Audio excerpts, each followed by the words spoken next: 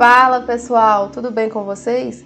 Sejam bem-vindos a mais uma aula de Geografia comigo, professora Fernanda. Nessa aula a gente vai trabalhar o tema neoliberalismo. O que é o neoliberalismo, tá bom? Pessoal, antes de a gente conversar aí sobre o que é o neoliberalismo, eu preciso falar com vocês sobre o que foi o liberalismo, que é o antecessor aí do neoliberalismo, tá bom? O liberalismo é uma filosofia, uma doutrina política e econômica que pregava que o Estado ele tinha que intervir o menos possível na economia do país, tá? Então, o liberalismo ele defendia a autonomia civil, a autonomia dos cidadãos em detrimento do coletivo, em detrimento do Estado. Então, é uma forma do Estado intervir menos nas questões políticas, econômicas, sociais, tá bom? Nesse contexto do liberalismo é que começou a surgir também a ideia de democracia. Porque o que acontece? O liberalismo ele surgiu, até coloquei para vocês no slide, ó, por volta ali do século XVIII, que foi quando teve a primeira Revolução Industrial. Até então, o governo ele intervia muito na economia. Ainda existia a forte presença dos reis, das monarquias, então o governo intervia muito aí no coletivo. Aí com a Revolução Industrial, com o aparecimento da burguesia, até coloquei aqui ó, a ascensão da burguesia, com esses acontecimentos é que o liberalismo começou a aparecer, tá? Essa forma então do governo intervir menos na economia, na política, na sociedade de uma forma geral, tá bom? Aí, com o tempo, esse liberalismo foi perdendo força para o keynesianismo, também coloquei aqui, ó, keynesianismo do John Keynes, tá?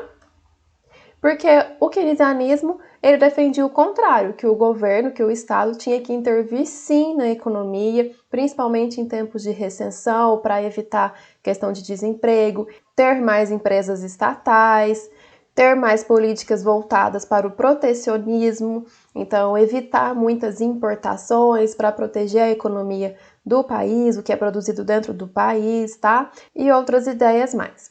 Aí o tempo foi passando e começou a reacender as ideias liberais novamente no mundo, e aí elas já começaram a se chamar neoliberais, coloquei aqui também, ó, ideias neoliberais, tá vendo?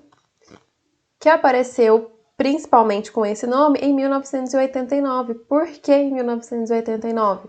E aqui, pessoal, teve até questão do Enem 2019 com uma questão sobre isso, tá? Não estava claramente falando lá sobre consenso de Washington, mas era para vocês saberem sobre isso. Que em 1989 teve um acordo chamado Consenso de Washington. Esse acordo ele foi feito por grandes instituições financeiras, tá? E esse acordo nada mais é do que um conjunto de regras econômicas visando aí novamente o aparecimento das ideias liberais, agora então por nome neoliberais, tá bom? Essas regras elas foram implementadas em vários países em desenvolvimento a partir dos anos 90, inclusive no Brasil. Então a questão lá do Enem, vou até deixar para vocês aqui na descrição o vídeo onde eu explico essa questão. Ele não falava sobre consenso de Washington nem nada disso, mas ele falava sobre a data, né, nos anos 90, e aí então você tinha que lembrar do consenso de Washington e tal para conseguir responder a questão. Vou deixar aqui depois vocês dão uma olhadinha, tá bom? É um conteúdo muito importante, vocês precisam saber como que isso afetou o Brasil e os países da América também, os países subdesenvolvidos de uma forma geral, tá? Pessoal, características então do neoliberalismo, até coloquei a imagenzinha aqui do lado, né? Ó. Uma das características muito importantes do neoliberalismo, privatize tudo, privatize todas as coisas. A privatização ficou muito evidente no neoliberalismo, então a ideia era que não se tenha mais estatais. Vamos privatizar tudo, tá bom? Tá aqui entre um dos tópicos aqui que eu coloquei, tá? Já tô adiantando ele. E essa privatização, ela leva um outro tópico também, uma outra característica, né? Que é a redução dos gastos públicos. A ideia é que o governo gaste menos com as estatais, né? Invista esse valor em outras coisas e deixa as estatais serem privatizadas, deixa aí nas mãos das empresas que buscam o lucro, tá joia? Uma outra característica, a redução dos impostos Então, nesse neoliberalismo, a ideia é que o governo cobre menos impostos e que esses impostos também, né, cheguem em menos quantidade para o consumidor final. Dessa forma, vai haver uma circulação de mercadorias maior. A entrada de livre capital estrangeiro, então, para aquecer ainda mais a economia sempre, então, entrada de livre capital. Então, essa entrada de capital, de dinheiro nos países, principalmente pobres e subdesenvolvidos, de uma forma mais facilitada, sem muita burocracia, tá? Abertura econômica para importações. Então, aqui você tem já, não vou dizer o fim, né? Mas uma diminuição em relação ao protecionismo, que aqui vocês lembram que eu falei lá sobre o keynesianismo, né? Que no keynesianismo o John Keynes ele pregava que o Estado ele tinha que ter políticas de protecionismo, evitar que muitos produtos fossem importados para o país para dar preferência para os produtos que estavam sendo produzidos dentro do país, né?